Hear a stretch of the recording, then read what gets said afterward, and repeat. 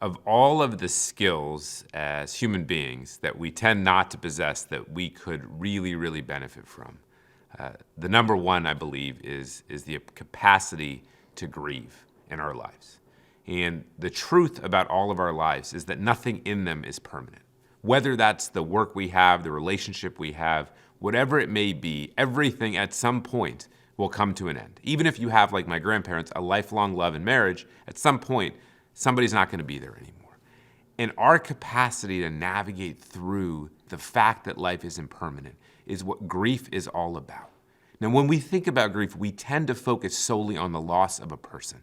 And of course, that is a major trigger of grief and requires us to be able to grieve effectively. But the truth is that grief is a part of a lot of different processes. We grieve when we end up getting divorced. And if I had only known that that's what I was experiencing when I was getting divorced, I would have been much better off. But we grieve the life that is no longer available to us. We grieve when our beloved son goes to college and we're so proud of them, but we lose the ability to connect in the same way with someone who's become our best friend. We grieve when we can't serve in the military anymore, and we look back at some of the highlights of our life and yearn to do what we used to do. We grieve when we retire from the police force and we're sort of AWOL and no one's checking up on us anymore.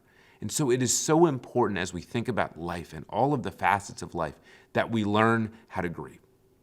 Recently, I got the chance to spend some time with an Israeli, and this Israeli's father had been every member of his family, all 57 members of his family, besides him, was killed by the Nazis in Ukraine during World War II as part of the Holocaust. And his father spent the majority of his life trying to figure out why he survived, why on that day he wasn't killed and everyone else was. And his father concluded after many years that his responsibility was to continue and to never forget. Continue and never forget. And this is the idea, the paradox of post-traumatic growth. Right? The idea that we have to remember those we've lost, especially under terms like that, in circumstances like that. And we have to continue to move forward. And it is why for us, when we think about the notion of grief and loss in our life, the impermanence that is life, the single best visual reflection of this idea is the kintsugi art, which comes from Japan. And kintsugi is based in a lot of respects on the Hemingway quote that the world breaks everyone and some of us are stronger in the broken parts.